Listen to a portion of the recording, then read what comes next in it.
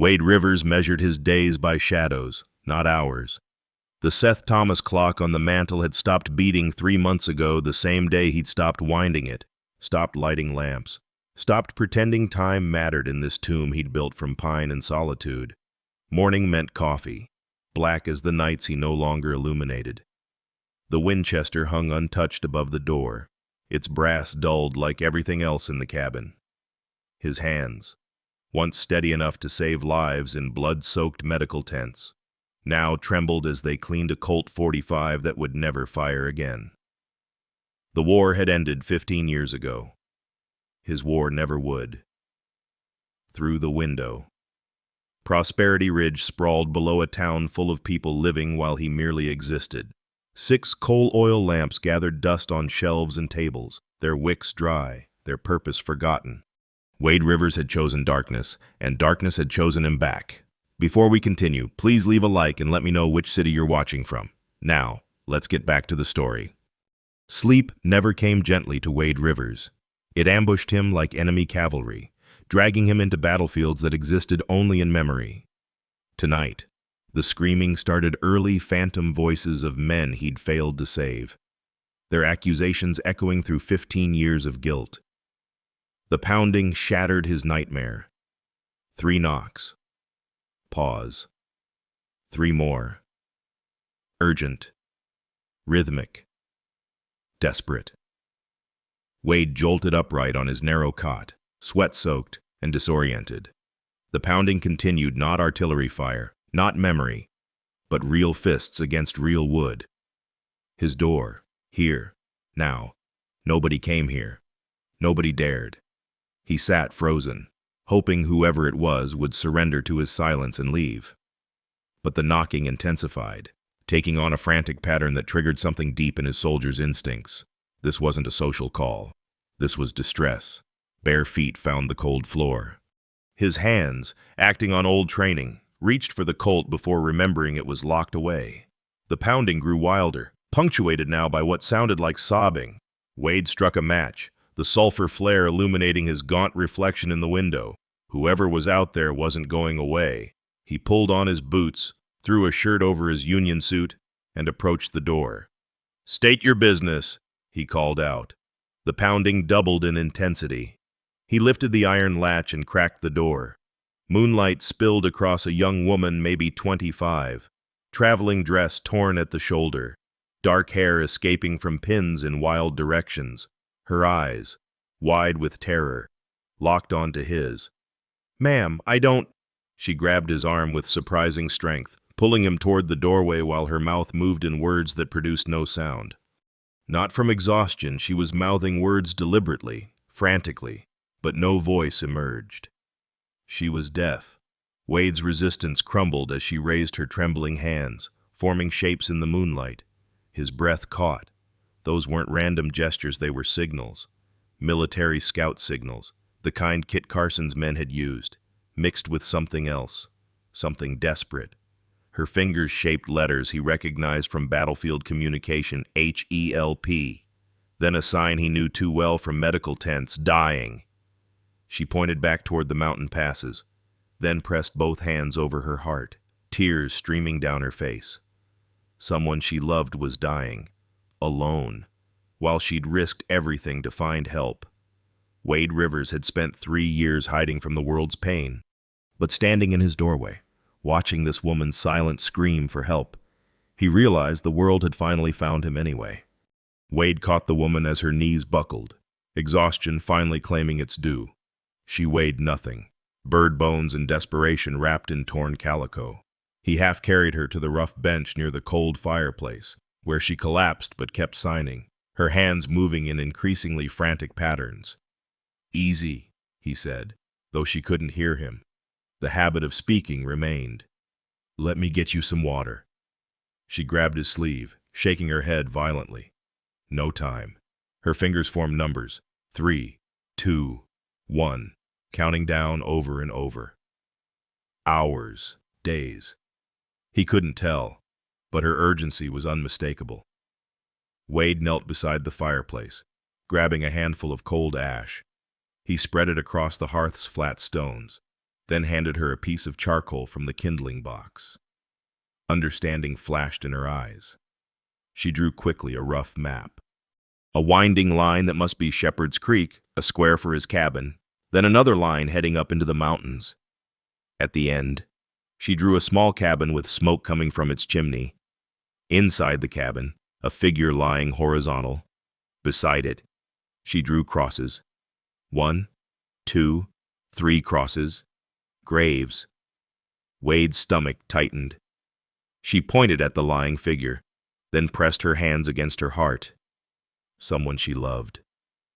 Then she drew an X through the smoke from the chimney and held up 3 fingers again. 3 hours since the fire went out.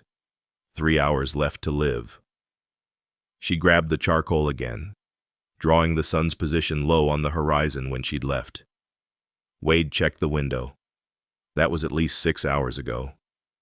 She'd been searching in darkness for help that long. The woman girl. Really. He could see that now, and the matchlight drew something else. A simple shape he recognized too well. The caduceus. A medical symbol. She pointed at him, question in her eyes. How had she known his isolation was complete, his past erased? But something in how he'd moved, how he'd caught her old training died hard. She'd gambled everything on intuition. Wade stood abruptly, decision crystallizing. His hands moved without conscious thought to the trunk he hadn't opened in months. The lock was stiff, protesting. Inside, wrapped in oilcloth, lay his past, the leather medical satchel with brass clasps that had traveled through hell with him. The instruments were clean, carefully maintained even in his darkness. Habit, again, or perhaps hope he'd refused to acknowledge. Laudanum bottles, thankfully still sealed. Carbolic acid for cleaning wounds. Rolled bandages he'd made himself from boiled cloth. Sutures. Forceps. Everything the field surgeons had taught him to use when doctors were dying faster than soldiers. The woman watched him, hope dawning in her exhausted face. Wade set the bag on the table, then did something he hadn't done in 3 months. He lit a lamp. The match trembled in his fingers as he touched it to the wick. The flame caught, sputtered, then steadied. Light bloomed across the cabin, revealing the full extent of his self-imposed decay dust thick on every surface. Cobwebs in corners, empty bottles he hadn't bothered to clear. The woman's eyes filled with tears, but not from sadness. She understood what this cost him, what it meant. Her hand touched his arm, gentle as a butterfly landing, and squeezed once. Thank you. Wade moved to the next lamp, trimming its wick with his pocket knife before lighting it. Then the next. 6 coal oil lamps in total, each one banishing another shadow. The cabin transformed under their combined glow, becoming something almost livable again. He grabbed his saddlebags, filling them with medical supplies. The woman stood, swaying slightly but determined. She pointed outside. Then at herself she would show him the way. Wade nodded, then held up his hand. Wait, one more thing. From beneath his cot.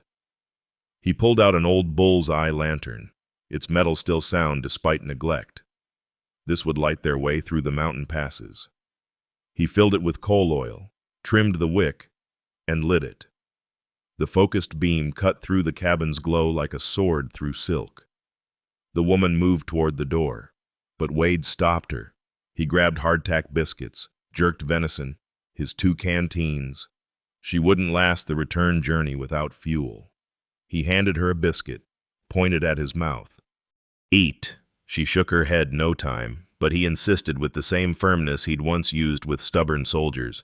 She needed strength to guide him. As she reluctantly ate, Wade saddled his mare, Sage, talking to her in low tones about the unexpected night journey ahead. The horse, sensing urgency, stood steady despite months of little use. He added a pack saddle to his mule, loading medical supplies and blankets.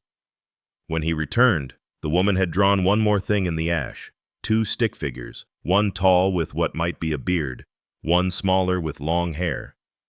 Between them, she'd drawn a flame, not a destructive fire, but a small, careful flame, the kind that brings warmth and light. The kind that saves rather than destroys. She looked up at him, question in her eyes.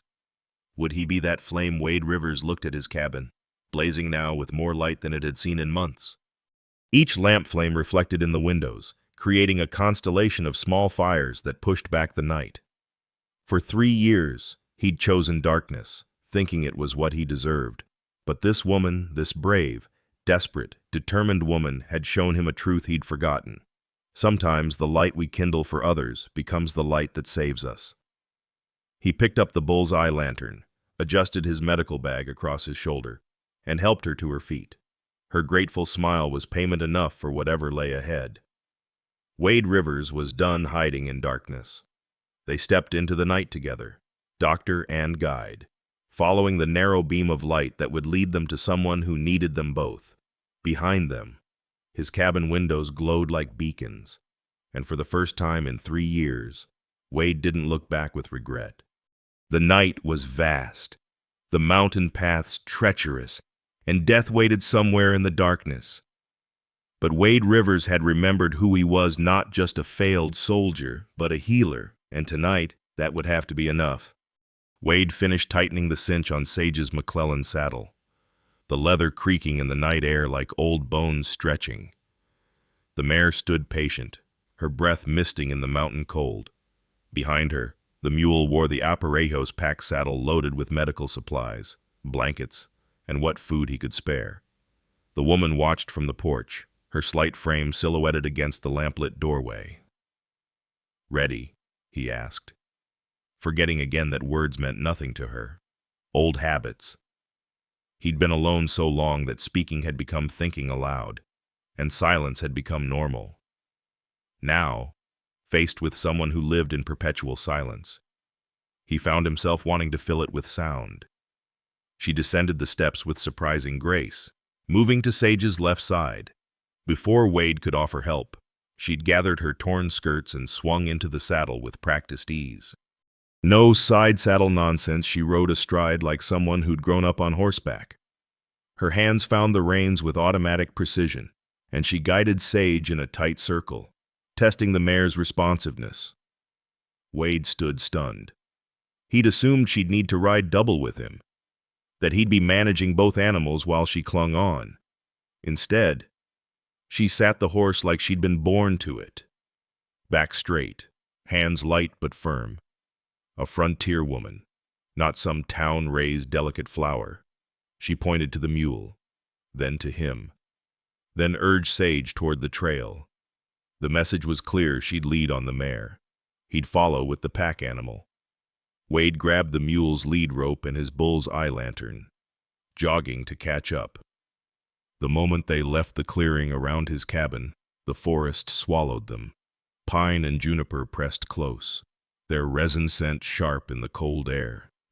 The woman he needed to stop thinking of her as just the woman never hesitated. She guided Sage between trees that looked impassable, finding deer tracks and game trails invisible in the darkness. Wade raised the lantern, its focused beam catching her profile. She rode with her head tilted up, watching the stars through gaps in the canopy. Navigation by constellation, the oldest frontier skill. She knew exactly where she was going, had probably traveled this route dozens of times, just never in such desperate circumstances. A coyote called from a ridge to their left, its yipping cry echoing off canyon walls. The mule snorted nervously, but the woman never flinched. Another coyote answered from the right, then a third from behind. Pack hunting, or just communicating. The woman raised her hand, fingers spread, then slowly closed them into a fist. Wade understood. Stay calm, they're just talking. The trail began climbing, switching back across a slope covered in loose shale. Wade had to focus on his footing while managing the increasingly nervous mule. Rocks clattered down behind them with each step. Above, the woman navigated Sage through the obstacles like water finding its path down a mountain. They'd been climbing for an hour when she suddenly reined in, hand raised in warning. Wade stopped, listening. Nothing but wind through pine needles and the distant screech of a barn owl. She pointed to a shadow across the trail, a deadfall. Massive pine trunk blocking the path. But she'd seen it 20 feet before Wade's lantern would have revealed it. She dismounted, studying the obstacle.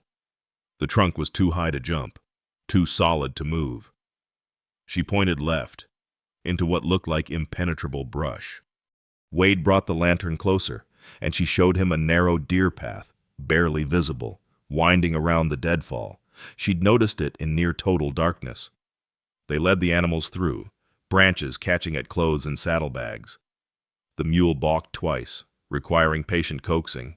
Through it all, the woman remained calm, occasionally reaching back to touch Wade's arm, guiding him around dangers he couldn't see: a hornet's nest, a patch of poison oak, a rattlesnake's likely den. 2 hours in, they reached Shepherd's Creek. The spring runoff had swollen it beyond its usual banks, turning the familiar crossing into a rush of black water. The woman studied the flow, then pointed upstream.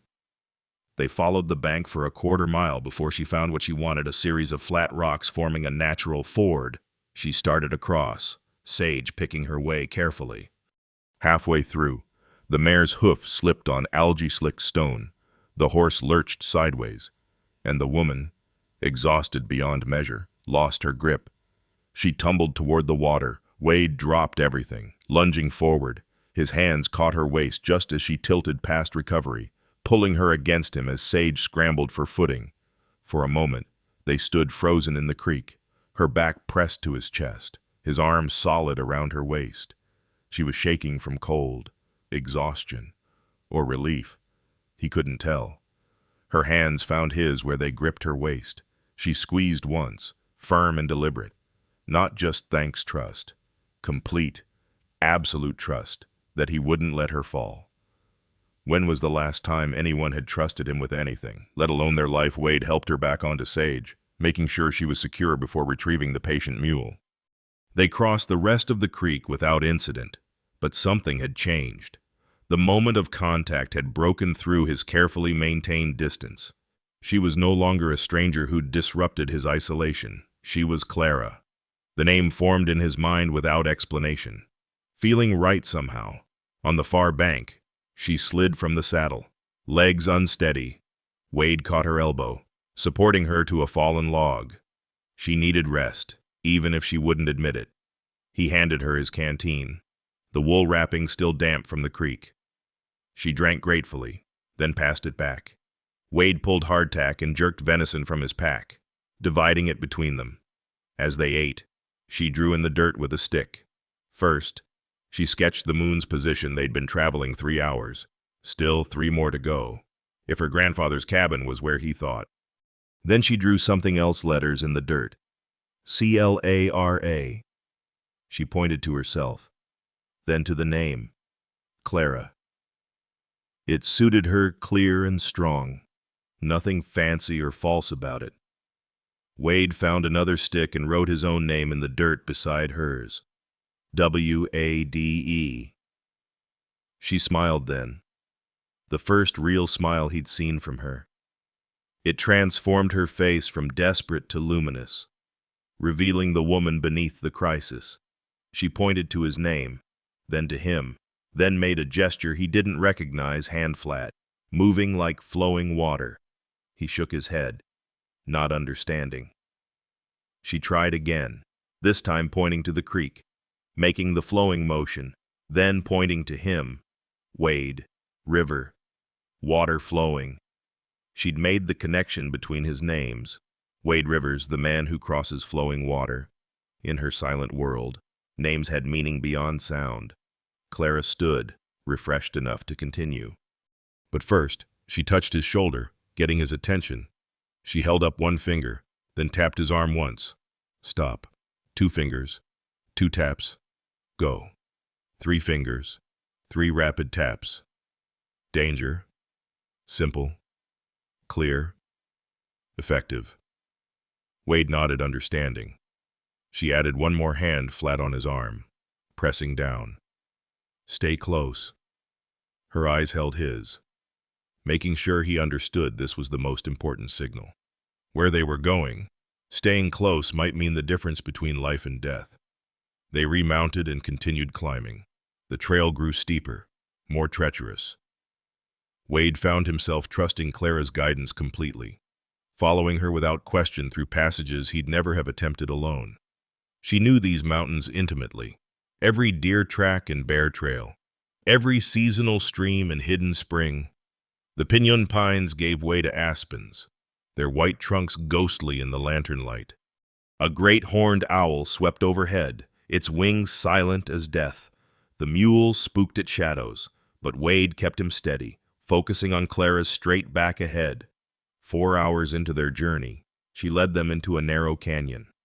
The walls pressed close, barely wide enough for the animals. Wade's lantern beam couldn't reach the tops of the cliffs. The place felt ancient, untouched, like they were traveling through the earth's memories. Clara never hesitated, even when the path seemed to disappear entirely. She'd tap twice on her thigh-go and plunge into apparent dead ends that opened into hidden passages. This was more than familiar territory. This was home ground, known so deeply that darkness made no difference. They emerged from the canyon onto a high meadow, and Clara reined in. She pointed across the grassland to where a single light flickered in the distance. A lamp in a window, her grandfather's cabin. They'd made it. But something in Clara's posture worried Wade. The old man always kept 3 lamps burning, she'd indicated earlier. Now only one struggled against the darkness. Clara's hands signed frantically the military signals he recognized, mixed with something desperate.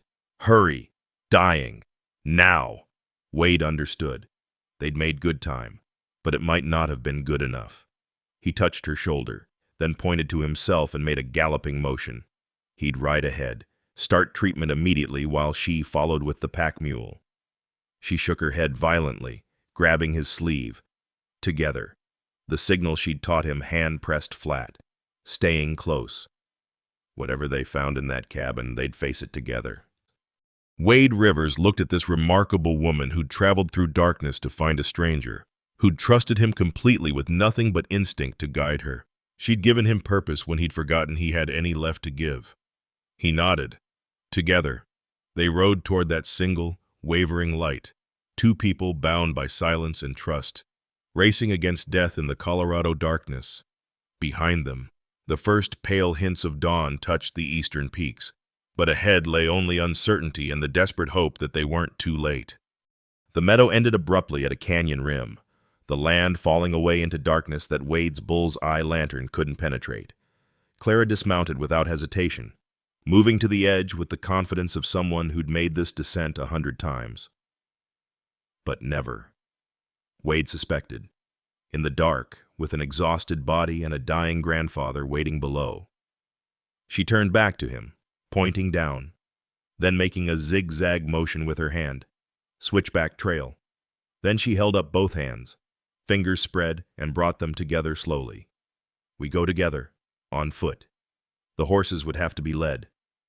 Wade peered over the edge, his lantern beam catching glimpses of the trail, if you could call it that. A narrow track carved by years of deer hooves and erosion, switching back and forth across a slope of loose shale and decomposing granite. One misplaced step would send them tumbling into the void. Clara took Sage's reins, wrapping them around her hand with practiced ease. She looked at Wade, then demonstrated short steps. Wait back. Let the horse find its own footing. Trust the animal's instincts more than your own eyes. Wade nodded, taking the mule's lead rope. The descent began. Within 10 feet. Wade understood why Clara had insisted they stay together. The shale shifted constantly, small avalanches of stone cascading with each step. When Clara's footing slipped, Wade's free hand shot out, steadying her elbow. When the mule balked at a particularly steep section, Clara reached back, her fingers finding the animal's nose, calming it with touch alone. They developed a rhythm, Wade lighting the path ahead, Clara picking the route, both of them supporting each other through the treacherous sections. Their bodies learned to communicate without sight or sound. A touch on the shoulder meant wait. A gentle pull on the sleeve meant follow. Pressure against the back meant lean into me. I've got you. Halfway down, a section of trail had washed out completely, leaving a gap of bare rock face. Clara studied it, then looked at Wade. She pointed to herself. then to the gap, then made a catching motion. She'd go first. He'd steady her. Wade braced himself against a solid boulder, holding Clara's hand as she stretched across the gap, feeling for footing on the far side. Her fingers tightened on his, found it. She pulled herself across, then turned back for Sage's reins. The mare, trained to trust, stepped across like it was nothing more than a creek. Wade's turn. The mule absolutely refused. Clara moved back to the gap, extending her hand. Wade looked at her young, exhausted, probably 90 pounds soaking wet, and shook his head. He was twice her weight, but her eyes held that same steady certainty he'd seen all night. Trust me. He gave her his hand and stepped into the void. For a moment, he felt nothing but air beneath his boot. Then Clara's grip tightened, her other hand grabbing his belt, and she pulled with shocking strength. His foot found the far ledge just as his balance tipped too far. They stumbled back together, Wade's arms going around her to keep them both from falling. They stood there, breathing hard, her back pressed against his chest for the second time that night. But this time, she turned in his arms, looking up at him in the lantern light. Her eyes asked a question he couldn't interpret. Then she stepped back, composed herself, and convinced the mule to jump the gap through some magic of her own. The trail leveled out near the bottom, widening enough for them to walk side by side. A barrel cactus bloomed pale in the darkness, its flowers closed until dawn. Mesquite beans crunched under their boots, filling the air with their sweet scent. Above, shooting stars streaked across the sky, a meteor shower Wade hadn't noticed in 3 years of self-imposed blindness. Clara touched his arm, pointing to a flat boulder beside the trail. Rest. They'd been traveling nearly 5 hours, and even with urgency driving them, exhaustion made mistakes. She sat heavily, pulling something from the small bag at her waist, a tintype in a brass case, the kind traveling photographers made. She held it toward the lantern so Wade could see an elderly man, weather-beaten and proud, standing beside a younger Clara. The man's hands rested on her shoulders with obvious affection. Her grandfather. The resemblance was clear in the set of the jaw, the direct gaze. Clara touched the image, then her heart. Then she began to mime a story. Her grandfather walking, she showed his slight limp, an old injury. Then suddenly clutching his chest, falling. She acted out finding him, trying to lift him, failing, getting him to bed somehow. His fever, his labored breathing. She showed herself trying to make him tea, but him unable to swallow, trying to cool his fever with wet cloths. Nothing working. The decision to leave him clearly the hardest choice she'd ever made. She drew a circle in the air, showing she'd gone to all the nearby homesteads first. Then she acted out knocking, people opening doors, seeing her signing, backing away, some kind, offering food, but not understanding. Others frightened, closing doors in her face.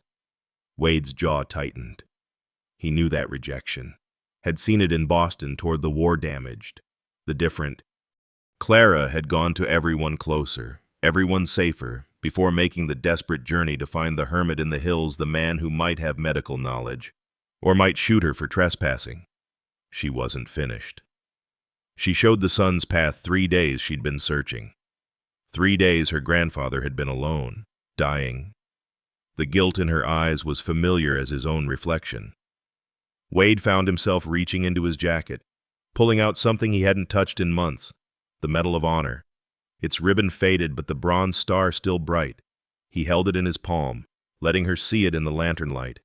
Clara's eyes widened. She knew what it was everyone on the frontier knew. But Wade wasn't showing her for pride. He turned it over, revealing the inscription, "The Congress to Wade Rivers, for gallantry beyond the call of duty." Then he laughed bitterly, the sound harsh in the quiet night. Then he drew back his arm to hurl it into the canyon's darkness. Clara's hand caught his wrist. She held on, her grip surprisingly strong, shaking her head violently. She pulled his arm down, then gently pried open his clenched fingers. The medal lay there, cold and meaningless to him.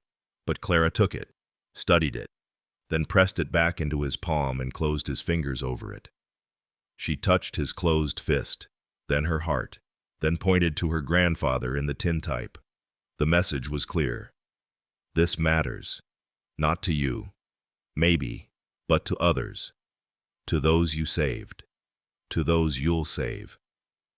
Wade shook his head. She didn't understand.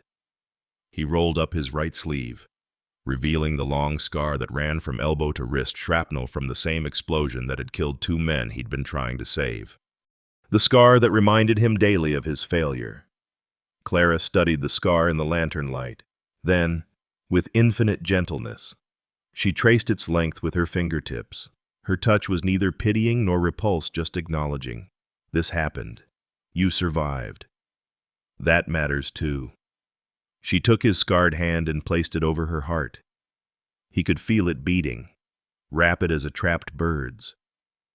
Then she moved his hand to his own chest, holding it there until he felt his own heartbeat, steady and strong.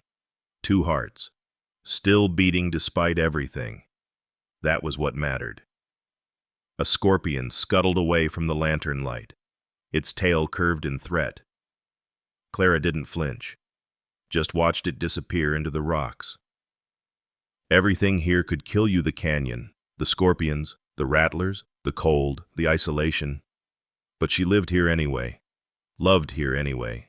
Wade understood then. She wasn't just leading him to her grandfather. She was showing him something else, that broken people could still heal others. That silence didn't mean having nothing to say. That darkness was just the absence of light, and light could always be rekindled.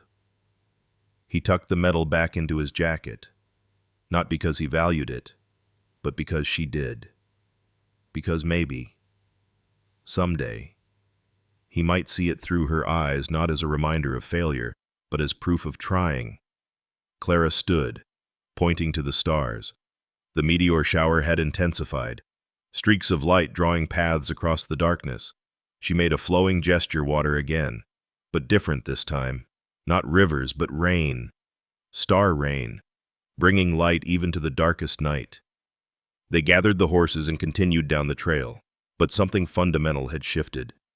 They were no longer stranger and guide, doctor and desperate granddaughter. They were 2 wounded healers, recognizing their shared brokenness and their shared strength.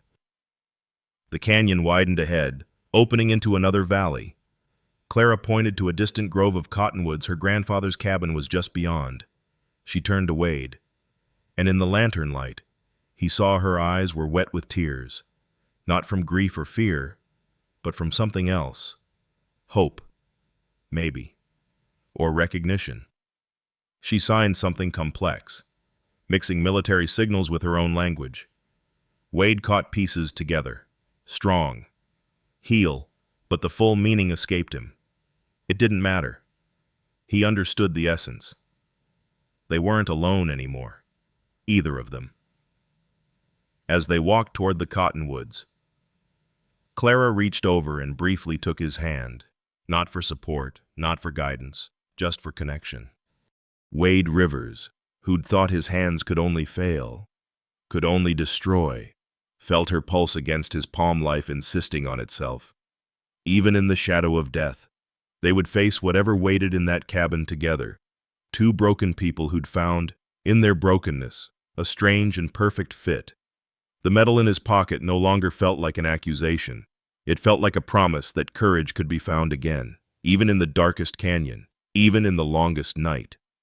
Behind them, the eastern sky showed the faintest hint of gray. Dawn was coming, but they'd already found their light. The cabin materialized from the darkness like something half-remembered from a dream smaller than Wade's own, built from rough-hewn logs chinked with mud and moss. No glass windows, just oiled paper that glowed dimly from the single lamp within. The roof was sod, sprouting wild grass and evening primrose. This wasn't just isolation. This was deliberate withdrawal from the world. Clara burst through the door without knocking, and Wade followed with his medical bag. The interior hit him like a physical blow, the thick air of sickness, fever sweet and cloying. His trained senses cataloged the signs before his eyes adjusted labored breathing with a distinctive wet rattle, the sour smell of fever sweat, the stillness that comes before death. The old man lay on a narrow rope bed in the corner, covered with a worn buffalo robe. Even from the doorway, Wade could see the fever flush on his weathered face, the way his chest struggled for each breath. Clara was already at his side, her hand on his burning forehead, tears streaming down her face. Wade moved swiftly, setting his lantern on the rough table. The cabin was austere beyond anything he'd seen, a single room with a fireplace. The bed, one chair, and shelves holding minimal supplies. No comfort here, just survival. Books, though dozens of them, carefully shelved and obviously treasured. This was a man who fed his mind while starving his need for human connection. At the bedside, Wade's hands moved with remembered precision, pulse first rapid, thready, but present. The old man's skin burned with fever, probably 103 or higher. Wade lifted an eyelid, pupils reactive. Good sign. He placed his ear against the thin chest, listening. There it was, the crackling sound like footsteps on fresh snow. Fluid in the lungs, but not the cherry blood froth of consumption. Clara clutched his arm, her eyes desperate for answers. Wade held up his hand, wait, and continued his examination. He pressed gently on the old man's ribs, watching for wincing. Located the point of maximum pain, lower right lung. The fever pattern. The lung sounds. The location of infection. It all pointed to one diagnosis. Pneumonia, he said aloud, forgetting again that Clara couldn't hear. But she read his lips, and her face transformed. She knew that word, knew it was serious but treatable. Not consumption, not the death sentence she'd feared. Her grandfather could survive this, if they acted quickly. Wade pointed to the fireplace, cold. Dead ash. They needed heat, lots of it. Clara understood immediately, moving to the wood box while Wade opened his medical bag. His hands found the familiar bottles and instruments, muscle memory taking over where conscious thought might falter. The fire caught quickly under Clara's experienced hands. Wade directed her with gestures, water. He needed water. She grabbed a bucket, disappearing outside to what must be a spring. While she was gone, Wade prepared his first treatment, willow bark, crushed fine and measured carefully. Too little would do nothing, too much could be dangerous. He found the old man's coffee pot, dented but clean, and set it near the building fire. Clara returned with fresh spring water, cold enough to make the bucket sweat. Wade showed her how to make the willow bark tea, a handful of bark in boiling water. Steep for 10 minutes, strain through cloth, for the fever. She watched intently, memorizing every movement. He pulled out his bottle of laudanum, counting drops into a spoon. 5 drops, no more. Enough to ease the breathing without suppressing it entirely. Clara helped him lift her grandfather, supporting his head while Wade coaxed the medicine between slack lips. Most dribbled out, but some went down. The old man coughed weakly good. His reflexes still worked. Next, the mustard plaster. Wade mixed mustard powder with flour and water. Spreading it on a piece of muslin, Clara tore from her petticoat without hesitation. They placed it on the old man's chest, the heat drawing blood to the surface, helping break up the lung congestion. The pungent smell filled the cabin. Wade surveyed the shelves, looking for what he needed. There dried elderflower, yarrow, even some horehound. Whoever this old hermit was, he knew frontier medicine. Wade grabbed handfuls of each, crushing them between his palms to release their oils. He dropped them into the largest pot Clara could find, adding boiling water. Steam rose, fragrant and medicinal. Wade showed Clara how to make a tent with a blanket, trapping the steam around her grandfather's head. The moist heat would help loosen the congestion, make breathing easier. She held the blanket steady while Wade monitored the old man's breathing. An hour passed, then 2. They fell into a rhythm, Clara maintaining the steam, Wade checking vital signs, adjusting treatments. He taught her to count pulse beats against his pocket watch, showing her the spot on the wrist where the heartbeat was strongest. 15 beats, multiply by 4. She learned quickly, her fingers finding the pulse point with increasing confidence. The old man's breathing worsened around midnight. The rattle became more pronounced, and his lips took on a bluish tinge. Wade recognized the crisis point, the infection fighting for dominance. This was when many gave up, when the struggle became too much. He prepared another dose of medicine, this time adding camphor oil to the steam treatment. The penetrating smell made their eyes water, but it was working. He could hear the slight improvement in breath sounds. Clara never wavered, never complained about the heat from the fire or the ache in her arms from holding the blanket. Wade showed her how to percuss, tapping on her grandfather's back to help drain the fluid. Cup your hand, strike between the shoulder blades, work systematically down each side. She watched him do it once, then took over, her smaller hands surprisingly effective. The old man coughed, bringing up thick sputum, unpleasant but necessary. 3 o'clock. The darkest hour, when death liked to claim its victories. The old man's fever spiked higher, his breathing becoming shallow and rapid. Wade had seen this too many times, the body giving up, systems shutting down. Clara saw it too, panic rising in her eyes. Wade grabbed her hands, stilling their frantic movement. He pointed to himself, then to her grandfather, then made a gesture of strength, of fighting, not giving up, not yet. He prepared his strongest intervention, a double dose of willow bark, laudanum increased to 8 drops, and something from his personal supplies he'd sworn never to use again. Quinine, precious, rare, saved for malaria cases. But it could break a fever when nothing else would. He measured it carefully, mixing it with honey Clara found in a crock. Together they managed to get most of it down the old man's throat. They waited. Wade taught Clara to monitor breathing, hand on chest, counting the rises. Too fast meant distress. Too slow meant danger. She picked up the patterns quickly, her intelligence obvious despite the communication barrier. 4 o'clock. The ceramic bed warmer Clara had filled with hot coals began cooling. She refreshed it without being asked, sliding it under the covers near her grandfather's feet. Keep the extremities warm. Keep the blood flowing. She'd absorbed everything Wade had shown her, becoming a true assistant rather than just a worried granddaughter. The old man's breathing changed deeper, less labored. Wade checked his pulse. Stronger. More regular. The fever still raged. But something had shifted. The body was fighting back now, not surrendering. 5 o'clock. First light touched the oiled paper windows. Wade prepared another round of treatments, but his hands were steadier now. The crisis had passed. Not over. Not safe yet. But turned.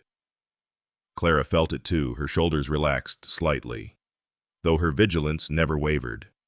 She touched Wade's arm, pointed to herself, then to him, then made a gesture of together. They'd done this together. He nodded, exhausted but strangely exhilarated. For 3 years he'd hidden from his calling, convinced his hands brought only death. But tonight, those same hands had fought death to a standstill. The old man stirred, his eyes fluttering without opening. His lips moved, forming soundless words. Clara leaned close, her hand on his chest, feeling the vibrations of speech she couldn't hear, but she understood something, because she smiled through her tears. She turned to Wade, pointed to her grandfather, then to him, then placed her hand over her heart. Her grandfather knew someone was helping, even unconscious. He knew he wasn't alone. They settled in for the long watch. Wade showed Clara how to make a new mustard plaster, how to refresh the herb steam, how to measure the laudanum drops with precision. She was no longer just following, she was learning, understanding the why behind each treatment. As full dawn broke, the old man's fever finally, mercifully, began to drop. His breathing eased to something closer to normal sleep than the desperate gasping of before. They'd won this battle, though the war wasn't over. Wade looked at Clara, saw his own exhaustion reflected in her face, but beneath it, something else, hope. Real, solid hope. They'd walked through the darkest hour and emerged on the other side. The healer in Wade Rivers, dormant for so long, had awakened. And in Clara's steady presence, her quick learning and unflinching courage, he'd found not just an assistant but a partner. Together, they'd pulled a man back from death's threshold. The single lamp still burned on the table, its light now unnecessary in the dawn but somehow essential, a beacon that had guided them through the night, a promise that darkness, no matter how complete, was always temporary. Dawn crept across the valley like spilled honey, golden and slow. Wade checked the old man's pulse again, steady now, 68 beats per minute. The fever had broken completely, leaving the grandfather's face pale but peaceful. His breathing came easier, without the terrifying rattle that had marked the crisis hours. They'd turned the corner. Clara stood at the window, watching the light strengthen. She'd maintained her vigil all night without complaint, but exhaustion showed in the slope of her shoulders, the way she leaned against the wall for support. When she turned back to Wade, her eyes held a question.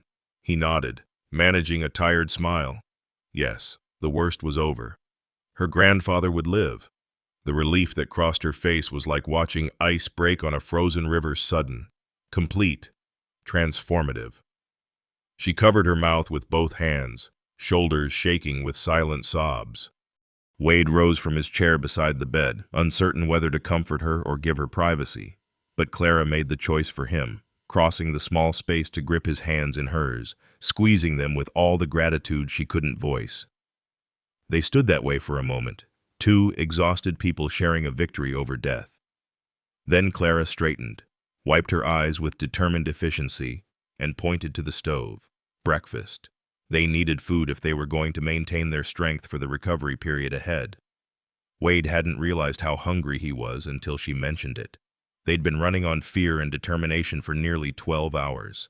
His stomach cramped with emptiness, and his hands had developed the fine tremor that came from too much coffee and too little food.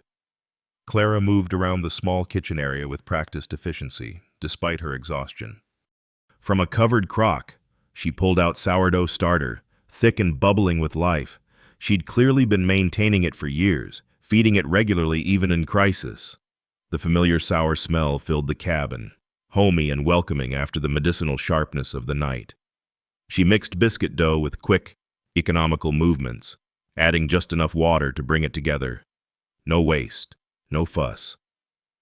While Wade watched, she heated the Dutch oven, a heavy cast-iron pot with legs that sat directly in the coals. A splash of bacon grease from a can by the stove. Then she dropped the biscuits in, covering them with the heavy lid and shoveling coals on top. From a high shelf, she retrieved a small jar of wild honey, the comb still visible in the golden liquid, a luxury out here, probably traded for or gathered at considerable risk. The fact that she was using it now told Wade everything about how precious this moment was to her. While the biscuits baked, she prepared chicory coffee. Not real coffee that was too expensive and hard to transport, but chicory root, roasted and ground, made a passable substitute. The smell as it brewed was earthy and slightly bitter, but familiar. Wade had drunk gallons of it during the war when real coffee ran out. Clara set 2 tin plates on the rough table, 2 cups, 2 forks. Such simple domesticity, but Wade found himself moved by it. When had he last shared a meal with another person? When had anyone last cared whether he ate? She checked her grandfather, adjusting his blankets, feeling his forehead. Satisfied, she returned to rescue the biscuits from the Dutch oven. They emerged golden brown and fragrant, steam rising as she split them open. She drizzled honey over them with an expression of shy pride, like she was offering something precious. Wade took a bite and closed his eyes. The biscuit was perfect light, tangy from the sourdough, sweet from the honey. After months of his own terrible cooking, eating whatever required the least effort, this simple meal felt like a feast. "Thank you," he said, even though she couldn't hear. But she saw his expression, his obvious appreciation, and smiled. They ate in companionable silence, or rather, Clara's perpetual silence that Wade was learning to share comfortably. She didn't need constant chatter. Her presence was communication enough, her expressions and gestures painting pictures clearer than words. As they ate, Wade studied the cabin more carefully in the daylight. The books on the shelves weren't random military tactics, medical texts, agricultural guides, an educated man's library. On one wall hung a cavalry saber, well maintained despite its age. Below it, a faded map of New Mexico territory, marked with what looked like patrol routes.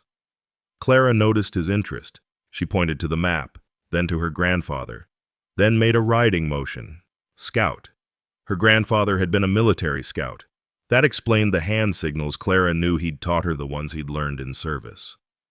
Morning doves began their soft calling outside, their coo-coo-coo a gentle counterpoint to the crackling fire. Clara washed their plates with water heated on the stove. Using lye soap she'd made herself, Wade could tell by its irregular shape and gray color.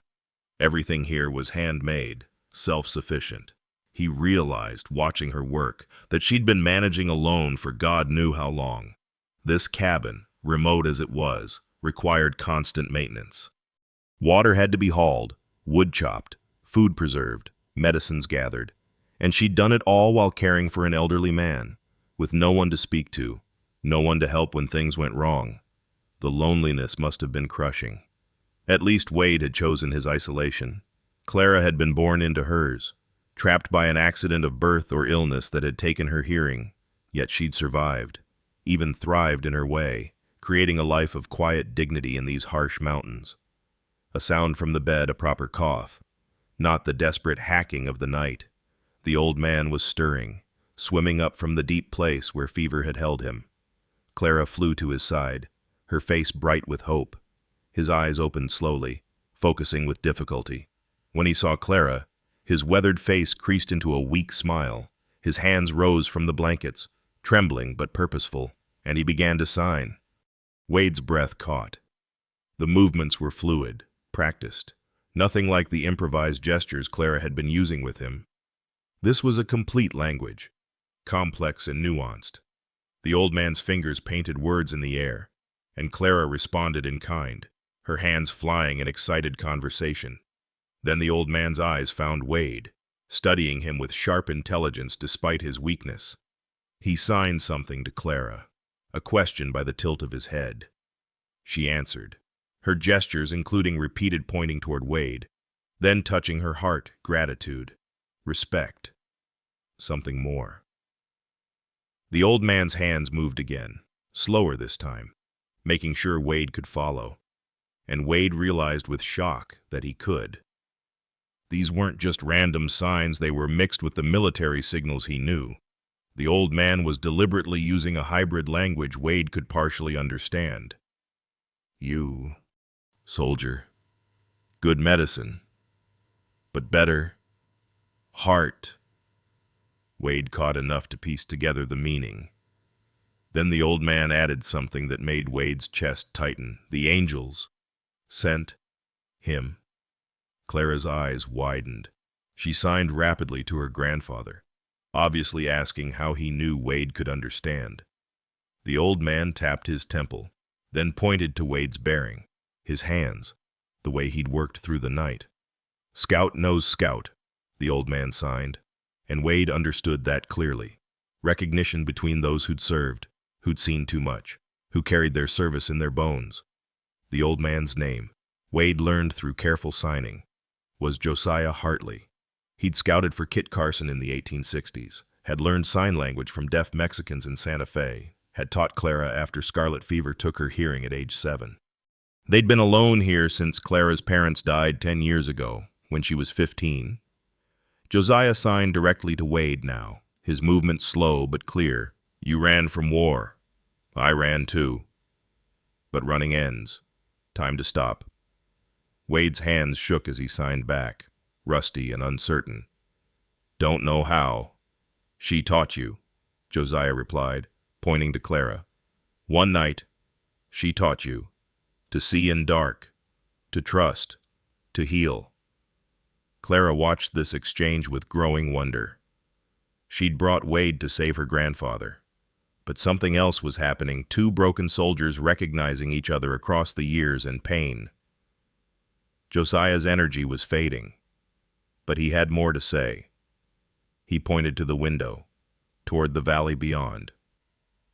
Good land, empty cabin, half-mile east. Needs work. Needs man who knows medicine. Wade understood. There was a place for him here, if he wanted it. A chance to stop running, to use his skills for healing instead of hiding from the memories of those he couldn't save. People need doctor, Josiah continued, his signs growing weaker. Mountain people, quiet people, like us. Like us. Broken people, isolated people, people who'd found ways to survive outside the normal world, people who wouldn't ask questions about why a man chose to live in the mountains, who would simply be grateful for whatever help he could offer. Josiah's eyes were closing again, exhaustion pulling him back toward sleep, but his final signs were clear. Stay. Help her. Help us. Help yourself. As the old man drifted back to sleep, Clara stood facing Wade. Her eyes held a question she couldn't sign, because it was too large for gestures. Everything about her posture asked, will you? Could you? Is it possible? Wade looked around the small cabin at the books that suggested hungry minds, at the herbs that showed knowledge of healing, at the grandfather who'd recognized him as a fellow wounded warrior. He looked at Clara, who'd trusted him completely, who'd shown him that silence didn't mean emptiness, that darkness could be navigated with the right guide, outside. The morning doves continued their gentle calling. The sun was fully up now, painting the valley in shades of gold and green. It was a new day, in every sense. Wade Rivers had run to these mountains to die slowly in isolation. Instead, he'd found a reason to live. Not a dramatic redemption, not a sudden healing of all wounds, but something simpler and more profound, a place where his broken pieces might fit with other broken pieces to make something whole. He turned to Clara and signed the words he'd learned from watching her all night. Together. Yes. Stay. Her smile was the sun breaking through storm clouds, sudden, brilliant, transformative. She reached for his hands again, holding them with that same steady trust that had guided them through the darkness. They had work to do. Josiah would need days of careful tending before he was truly out of danger. The abandoned cabin would need repairs before winter came. Clara would need help with the endless tasks of mountain survival.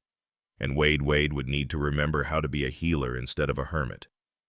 But for now, in this moment of morning peace, with Josiah sleeping peacefully and Clara's hands warm in his, Wade Rivers felt something he'd thought lost forever, the possibility of belonging. The lamp on the table had burned out sometime during their breakfast, its purpose fulfilled. But the light remained, no longer needing a flame to sustain it. It lived now in the connection between three wounded souls who'd found, in their shared darkness, a way back to the dawn. 3 days passed in a rhythm Wade had forgotten existed, the steady cadence of care and recovery, of shared meals and quiet company. Josiah's improvement was remarkable but fragile, each morning bringing stronger breathing, clearer eyes, but also reminding them how close death had come. Wade established a routine that Clara absorbed with remarkable speed, her hands becoming extensions of his own medical knowledge. The first morning after the crisis, Wade showed Clara how to prepare the willow bark tea with precise measurements. She watched him use his pocket knife to shave exact amounts, then copied his technique perfectly. Her fingers were steadier than his years of fine work. Mending and sewing in lamplight had given her a surgeon's precision.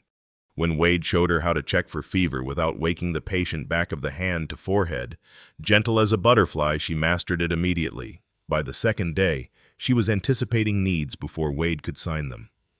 When Josiah's breathing grew labored, she already had the herb steam prepared. When his fever spiked slightly in the evening, she had the willow bark tea cooling to the right temperature.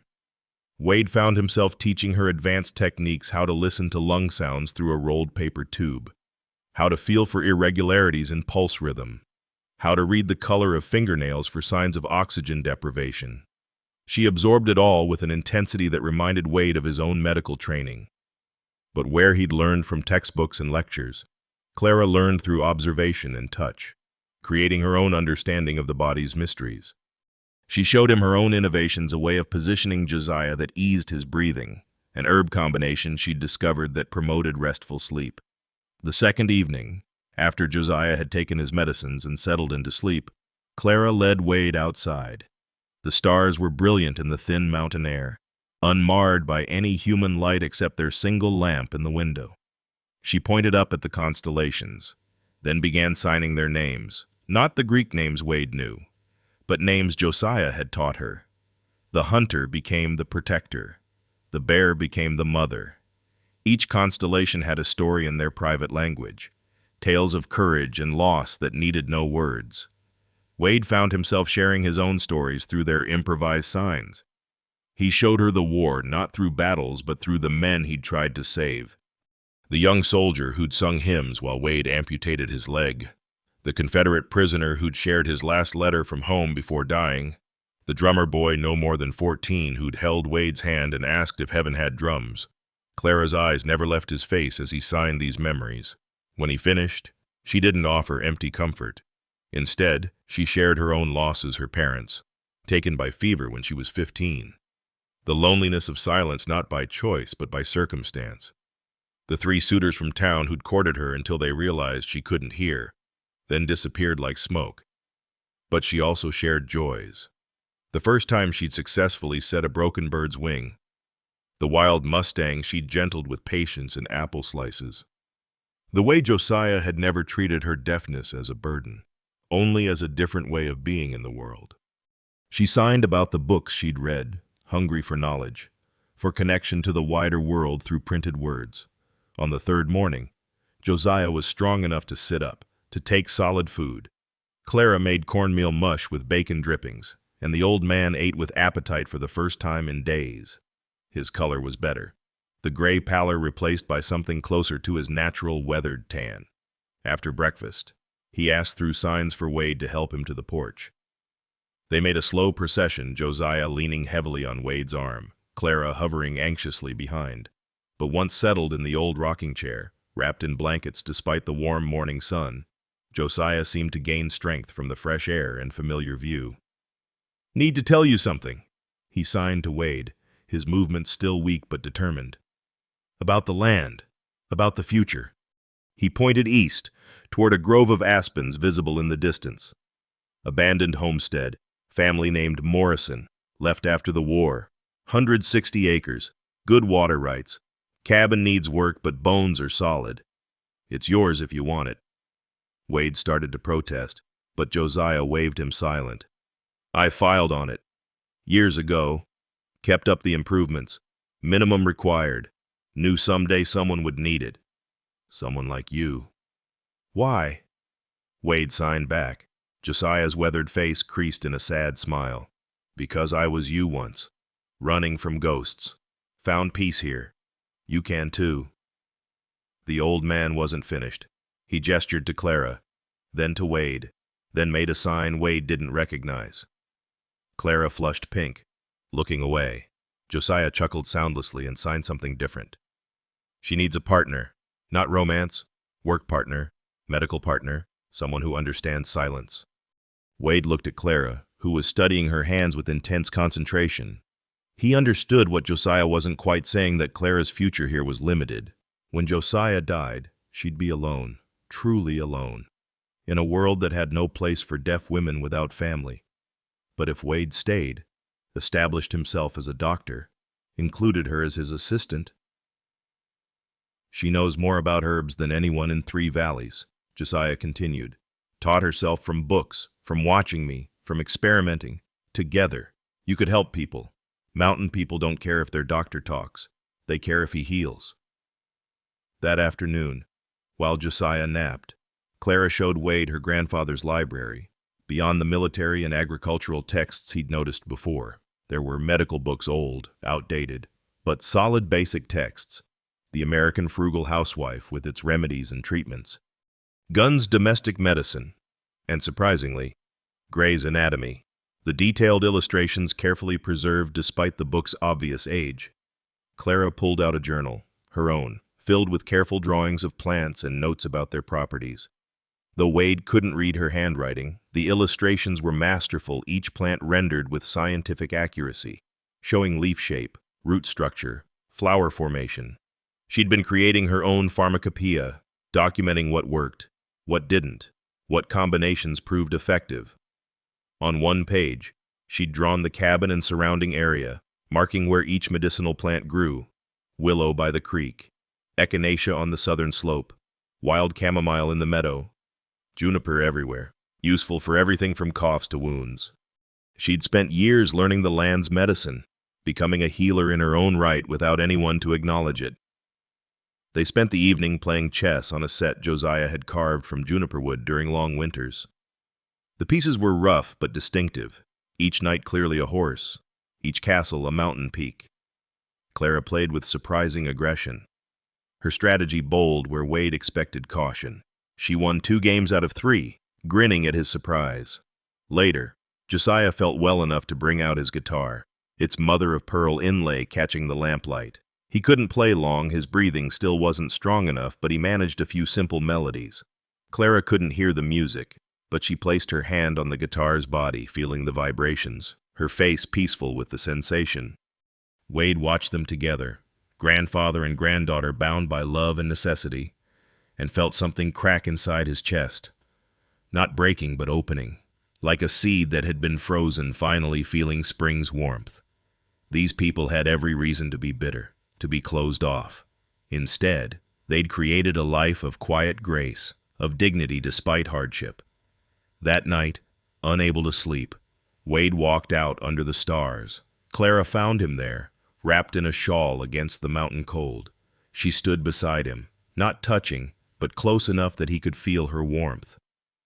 After a long moment, she began to sign, slowly, making sure he understood every word. "You brought light to our darkness. Stay. Be the light that doesn't fade." Wade turned to look at her. In the starlight, her face was silver in shadow, beautiful in its earnestness. She wasn't offering romance, they both understood that. She was offering something rarer: partnership, purpose, a place to belong. "I don't know if I can," he signed honestly. "You already have," she replied, her hands moving with certainty. 3 days. You've been doctor, teacher, friend. That's all we need, all anyone needs. She pointed to the eastern grove where the abandoned cabin waited. Not asking for forever. Asking for tomorrow. Then another tomorrow. Small steps.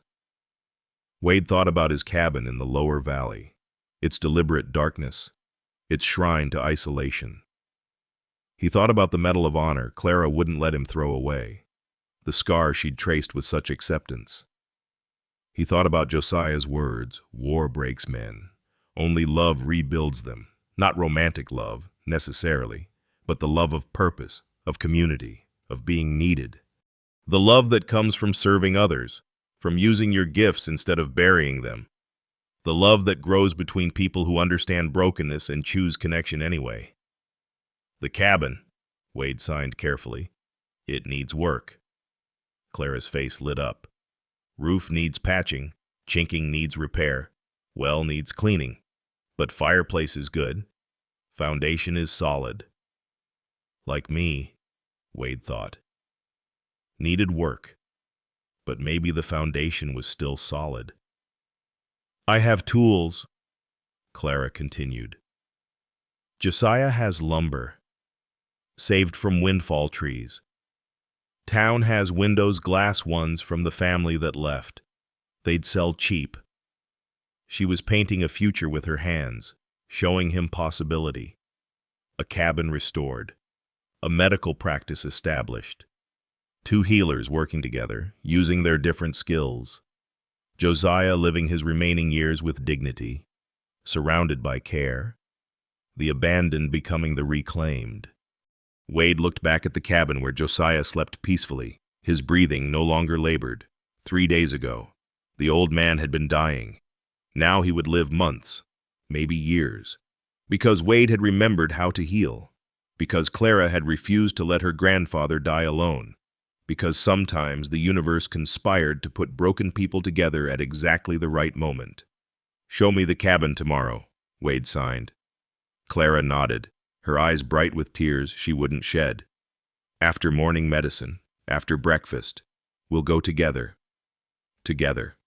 The word had taken on new meaning these past days. Not just accompanied, but partnered.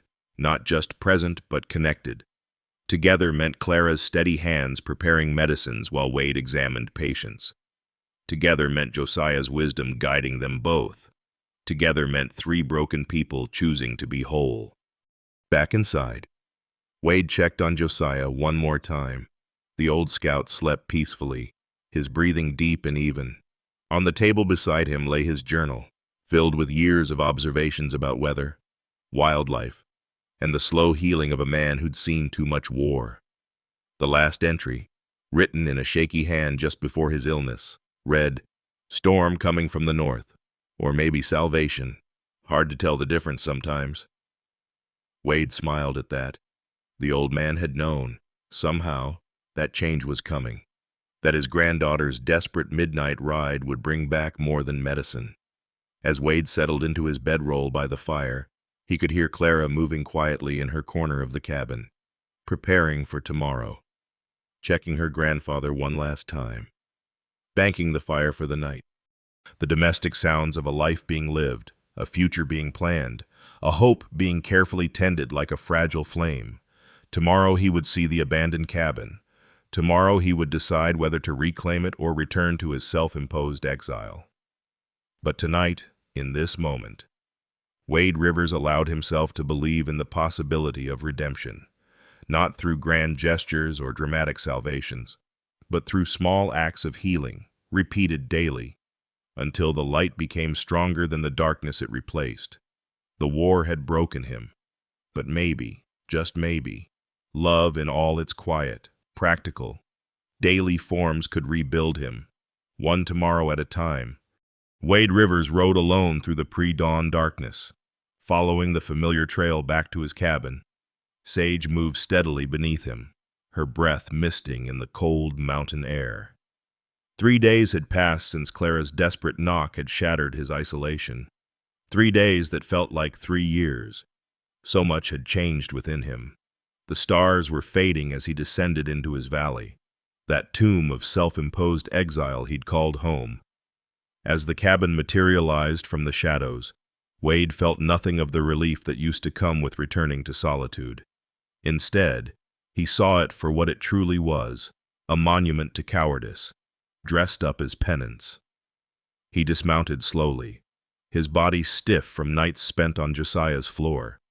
The door stood slightly ajar. As he'd left it in his haste to follow Clara, leaves had blown in, scattering across the floor like accusations. The 6 lamps he'd lit that night still stood in their places, wicks black and cold, but somehow different. They'd tasted purpose again. They remembered their function. Wade moved through the cabin with newfound clarity, seeing it as Clara might the stopped clock, the dust-shrouded furniture, the careful absence of anything that might reflect his face back at him. He'd been so afraid of seeing himself that he'd stopped looking at anything. His mother's Bible sat on the high shelf where he'd banished it, unable to throw it away, but unable to bear its presence. He took it down, brushing off 3 years of dust.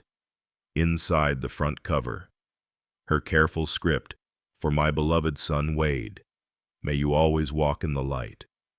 Love, Mother." He traced the words with one finger, remembering her face, allowing the memory for the first time in years. The photograph of his unit stood face down in the trunk. He'd turned it over the day he'd arrived, unable to bear those frozen faces, many of them dead now, or worse, living with wounds he'd failed to prevent. But as he lifted it, studying those young men in their new uniforms, he saw something different. Not his failures, but their courage.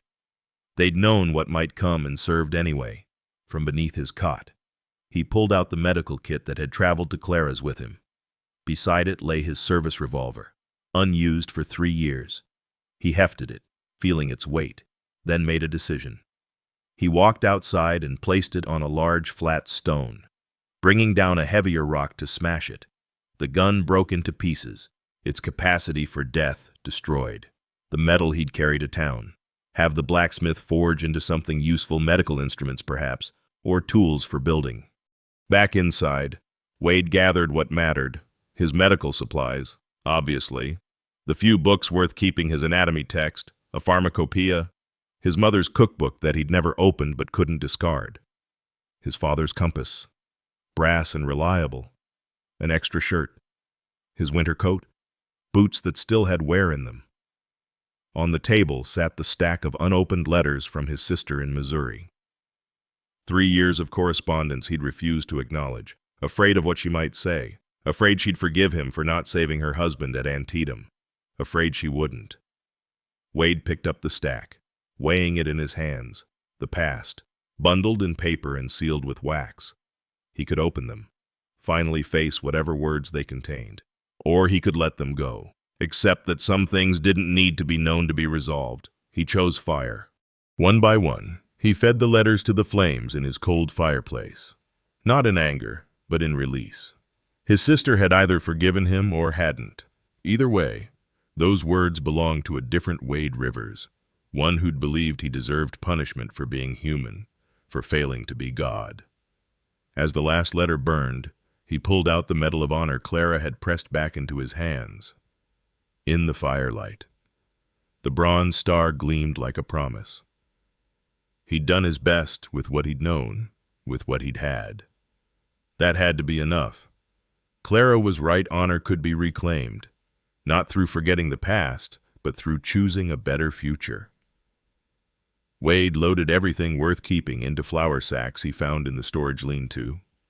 Not much for 3 years of residence, but then he hadn't been living here. Just slowly dying. The important things, the will to heal, the capacity for connection, the courage to try again, those couldn't be packed.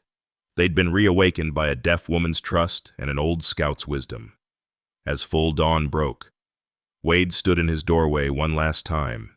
The cabin looked smaller in daylight, less like a fortress and more like a cage. He struck a match and lit every lamp one final time, all 6 flames dancing in the morning breeze through the open door. For a moment, the cabin blazed with light. Shadows banished completely. Then, methodically, he extinguished 5 of them. The 6th, the bull's-eye lantern that had guided them through that endless night, he kept burning. He'd carry this light to his new life, a reminder that darkness was a choice, not a sentence. Wade loaded Sage with his few possessions, tied the mule's lead rope to his saddle, and rode away without looking back. The cabin would stand empty now, perhaps shelter some other wounded soul someday, but Wade Rivers was done with tombs.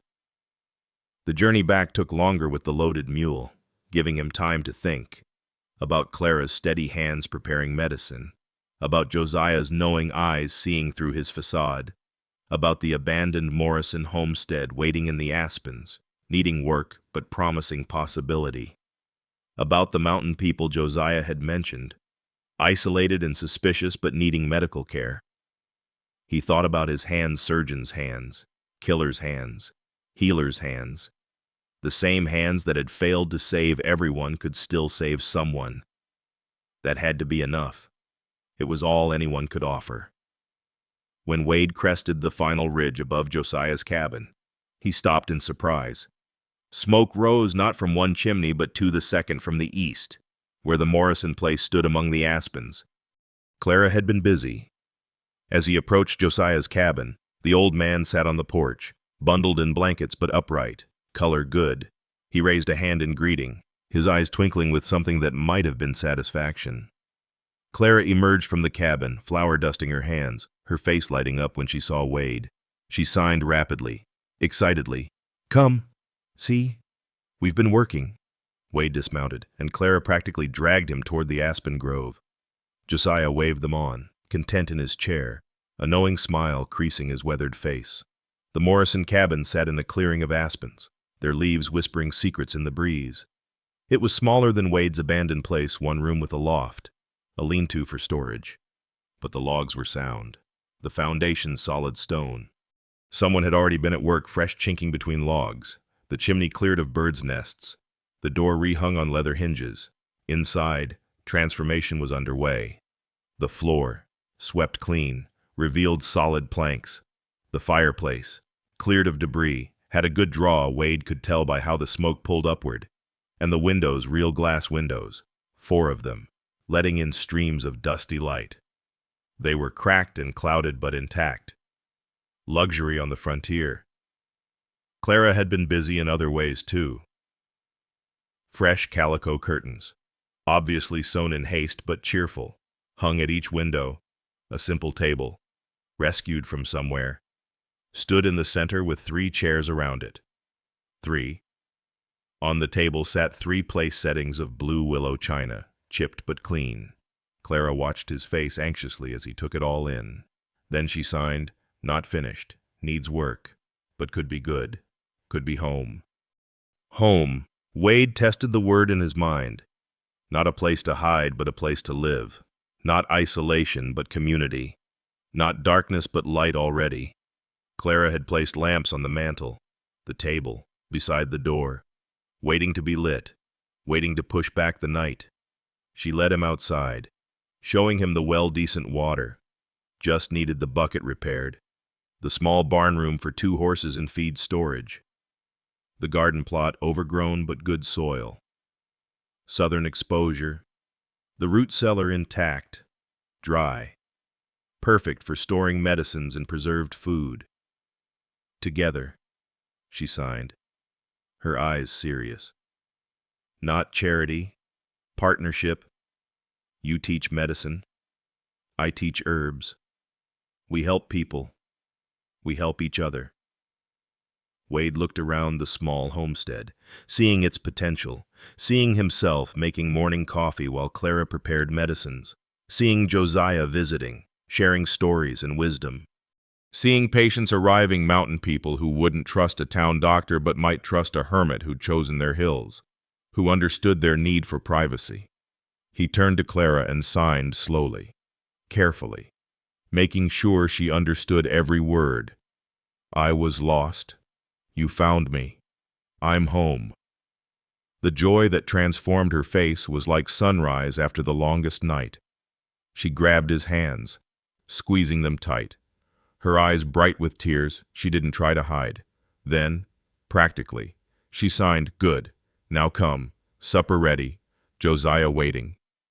They walked back to the old cabin together, Wade still leading Sage and the mule. As they approached, he saw Josiah had managed to light the lamp beside his chair, its warm glow competing with the fading daylight. The old scout watched them come with satisfaction, like a man who'd successfully completed a complex campaign. Supper was simple beans with salt pork, cornbread, preserved peaches Clara had been saving. But sitting at that rough table, watching grandfather and granddaughter sign rapidly about plans for the Morrison place, Wade felt richness beyond any feast he'd known in Boston's fine homes. Josiah insisted on saying grace, his weathered hands moving through signs that Clara translated for Wade. For food, we give thanks. For healing, we give praise. For family, both blood and chosen, we are grateful. For light in darkness. For hope restored. For tomorrow's possibilities. We say, Amen. Wade had never been religious, had lost what little faith he'd had in blood-soaked field hospitals. But watching Josiah's hands shape gratitude despite all he'd suffered, watching Clara's face glow with quiet contentment, Wade felt something sacred in this simple moment. After supper, as Clara cleaned dishes and Josiah dozed by the fire, Wade stepped outside. The stars were emerging, brilliant in the clear mountain air, from the Morrison cabin. Smoke still rose from the chimney Clara had tested. Tomorrow, he'd move his few possessions there. Tomorrow, he'd begin repairs, making it ready for winter. Tomorrow, he'd start his new practice, serving the scattered mountain folk who needed healing. But tonight, he simply stood in the doorway of Josiah's cabin, watching Clara work by lamplight, listening to the old scout's peaceful breathing. Through the window, he could see all 6 lamps burning. Clara had lit every one, filling the small space with golden light. Not because they needed that much illumination, but because light should be celebrated, not rationed. Wade thought about his journey here, the desperate midnight ride, Clara's silent plea for help, the terrifying hours fighting death for Josiah's life. He thought about the 3 days of healing that had followed, not just Josiah's body, but something in Wade's soul. He thought about the choice he'd made today, burning his past to embrace an uncertain future. Inside, Clara caught his eye through the window and signed, "Come in, it's cold. You're family now." Family. The word settled into his chest like a bird finding its nest. Not the family he'd lost to war and time, but the family he'd chosen, or that had chosen him. A deaf woman who heard more than most people with perfect ears. An old scout who saw through facades to the truth beneath. And himself. A broken healer learning to mend. Wade Rivers stepped back into the warmth and light, closing the door against the darkness. But he wasn't shutting it out. He was choosing light instead. Tomorrow would bring challenges. The Morrison cabin needed significant work before winter. His medical practice would have to be built from nothing. Clara would need help with Josiah's ongoing care and the endless tasks of mountain survival.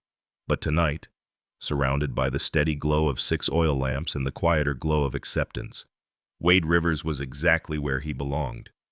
He added another log to the fire, watching the flames leap higher, pushing back the shadows. He was done choosing darkness. From now on, he would tend the light in himself, in others, in this small corner of the Colorado mountains where 3 broken people had formed an unbreakable bond. The war had taught him about death. Clara and Josiah were teaching him about life. As Clara signed a funny story about a raccoon that had invaded her garden, her hands painting pictures in the air while Josiah chuckled soundlessly, Wade felt the last of his walls crumble. He was home. Not in a place, but in a purpose. Not in solitude, but in connection. The light they'd kindled together would not fade. It would grow, spreading to other isolated souls, creating a constellation of small lights against the vast darkness of the frontier. And Wade Rivers, who had once chosen to live in shadow, would tend that light for all his remaining days. I've told you this story because I needed to tell it. Needed to confess something I've learned too late, and perhaps you've learned too early, that darkness is seductive in its simplicity. It asks nothing of us except surrender. But light, real light, demands we show up every day and choose to kindle it, even when our hands shake, even when we've forgotten why it matters. Wade Rivers thought he was choosing solitude as penance, but he was really choosing the coward's path. It takes no courage to hide. The brave thing, the impossible thing, is to let someone see your wounds and trust them not to turn away. Clara knew this. She couldn't hear the world's noise, so she listened to its heartbeat instead. She taught Wade that family isn't about blood or obligation. It's about who shows up at midnight, desperate and trusting, believing you're worth saving even when you don't believe it yourself. We all carry our own darkness. War, loss, failure, shame, pick your poison. But here's what I know now: the light we kindle for others becomes the light that guides us home. Not because we deserve it, but because that's how love works. It multiplies. It finds cracks in our armor and floods in, refusing to let us disappear into ourselves. That's the real miracle, not that we heal, but that we heal together.